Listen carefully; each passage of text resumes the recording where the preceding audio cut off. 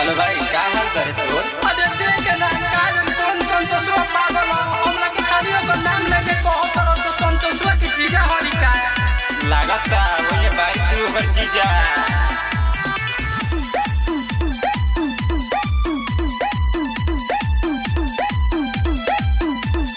जब से भइल बा सारा बा वायरल रे लोगवा देखिए के भइल बा फायर रे फायर भइल बा सब कुछ होई।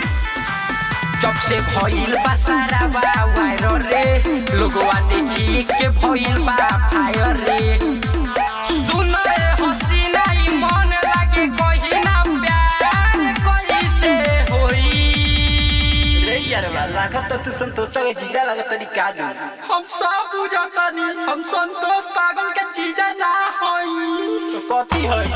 हई संतोष पागलवा के हम जीजा ना होई हई संतोष पागलवा के हम जीजा ना होई।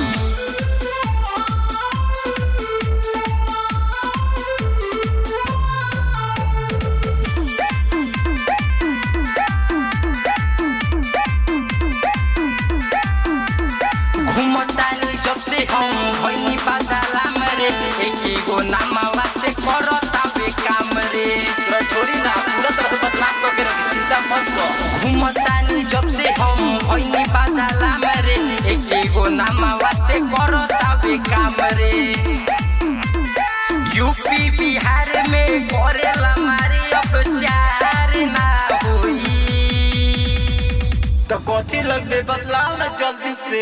हम सही सही बताओ तानी संतोष पागल के जीजा ना होई हई संतोष पागलवा के हम जीजा ना होई हई संतोष पागलवा के हम जीजा ना होई।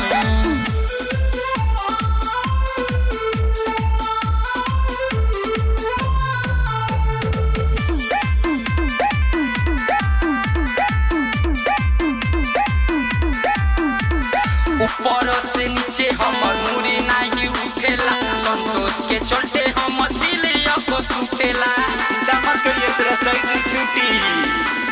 ऊपर से नीचे हमर मुड़ी नहीं उठेला संतोष के चलते हम दिल अब टूटेला राइटर लालू बनता चालू कृष्णा ना होई तो कथी ना होई बतलाओ हमरा के जल्दी से। हम कहतानी संतोष पागल के जीजा ना होई हई संतोष पागलवा के हम जीजा